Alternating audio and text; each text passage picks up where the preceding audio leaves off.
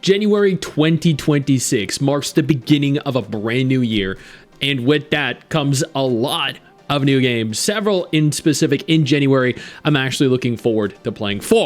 Actually, we're going to go ahead and go through each of these games, list why I'm excited for them, and hopefully give you guys something to play. Beginning with The Legend of Heroes Trails Beyond the Horizon. This is a single-player turn-based RPG. It is part of the larger Legend of Heroes intellectual property. I've been playing these games for, I feel like, decades at this juncture. It is the 13th mainline entry in the Trails series and serves as a sequel to Trails Through Daybreak 2. It follows the protagonists from across the franchise as they investigate a massive space program and the prophesized end of the Zemurian continent. The game uses an evolved version of the hybrid battle system that was introduced in the Daybreak arc, which allows for players to switch between action and tactical modes. I'm a big fan of action combat. I'm a big fan of tactical games. I'm also a big fan of turn-based combat, so allowing for this hybrid is honestly going to provide ample amounts of fun for me. You're going to be able to participate in fast-paced, real-time field battles, or you're also going to be able to switch to traditional command battles. This allows for a lot of strategic depth and also turn-based combat for those of us that are very fond of it. The game was actually released in Japan in 2024. The Western global release is scheduled for January 15th, 2026. I actually wasn't aware that the game was 2 years old already, but I feel like in a lot of instances, Japanese RPGs release in Japan first, and then we're always an afterthought, which means that it could take months or years for us to get the same game that they got years ago. This is an issue I always have with JRPGs, and really it doesn't necessarily deter me from playing them, but disappoints me a little bit. The game is launching onto PlayStation 4, PlayStation 5, the Nintendo Switch 2, which does surprise me a little bit here, PC via Steam and the Epic Games Store. A story demo and a battle demo are both available on most of the platforms that I listed. Progress from the story in that demo carries over to the full game as well. Pre-orders are available on the official website. As a big fan of the franchise and a big fan of JRPGs in general, this is going to be something right up my alley. And we have Arknights Endfield. This is an upcoming 3D real-time strategic RPG developed by Hypergriff. It is technically a spin-off set in the same universe as Arknights. You're going to take on the role of the administrator, where you lead a team to explore uninhabited lands, you combat the blight monsters, you build a massive automated industrial infrastructure. The factory must grow. Arknights was known as a tower defense gacha game with real-time squad-based action. I honestly played way too much of this game. I play this game to this day. It remains one of my favorite gacha games and one of the highest quality gacha games of its respective kind. This game, however, is completely different. You have an active squad on field at all times. You control one single character, and you can swap between 3 others for a grand total of 4 members. All 4 members are deployed simultaneously in real time, 3 of which are managed by AI-controlled teammates. It features a full action combat system. It has ultimate abilities. It has a large segregated world, kind of like Final Fantasy XIV, for you to explore. It has a very gripping narrative, fantastic voice acting. There is a gacha system present for new characters, but you earn so much in-game that you're not really going to run into much of an issue at all. There is the factory construction, which is going to appeal to a lot of people that are interested in like Factorio or that factory infrastructure. I got to play multiple different beta tests for Arknights Endfield. I got flown out to Japan to Tokyo Game Show. I also got flown out to Germany for Gamescom to do sponsored showcases of the game, and I thoroughly enjoyed every minute I've spent in it and at each respective event. The game is officially launching on January 22nd, 2026.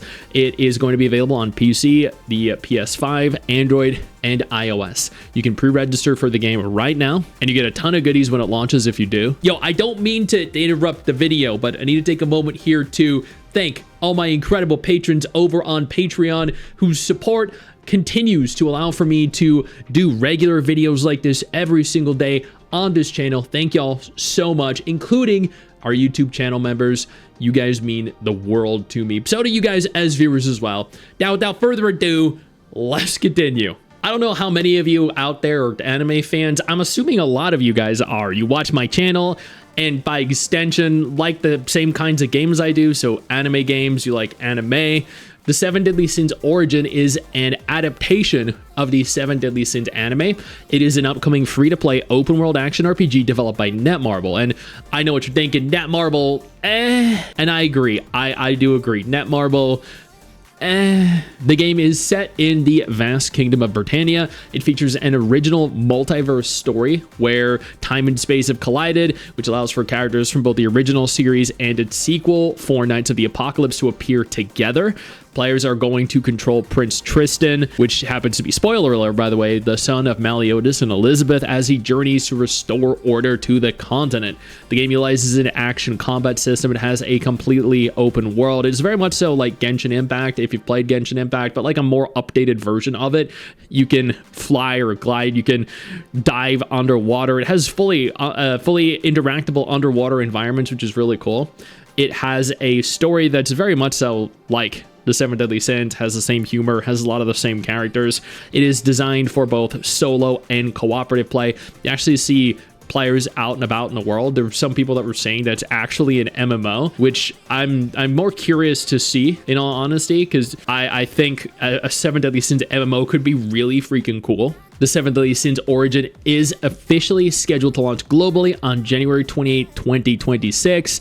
It is going to be available fully cross-platform compatible between the PS5, PC via Steam, Android, and iOS. You can also pre-register right now to get all the goodies that come with pre-registering. And finally, I don't know how many of you played the original Code Vein. I played it with Mrs. Sticks. We had a lot of fun in it. A friend of mine, Cry, loved the game.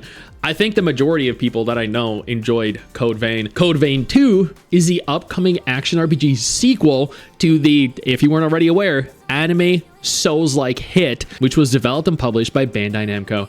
The story focuses on a revenant hunter and a mysterious girl named Lu who travel through past and present versions of a post-apocalyptic world to save it from collapsing. I enjoyed the original combat. I enjoyed the original aesthetic. The character customization was absolutely phenomenal for an anime game. The sequel expands on the original's combat, adding several new systems into it, several new weapon types. It features a new dual partner system, allowing for players to choose between summoning and assimilation. Summoning allows for characters to fight alongside you independently, while assimilation allows for you to merge with a partner to gain large stat boosts and other unique abilities. The game launches officially on January 30th, 2026. The platforms that it is releasing onto consist of the PS4, the Xbox Series X, and PC via Steam.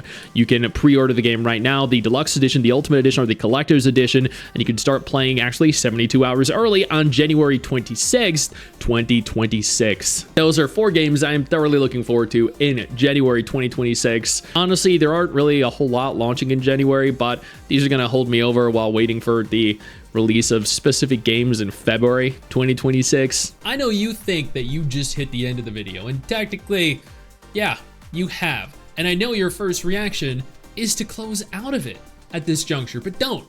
No, instead, I urge you to take a moment here and click one of the videos on screen that are coming up in just a moment so you remain up to date with everything going on in the gacha genre. Trust me, you're not going to regret doing so. Stay flaccid.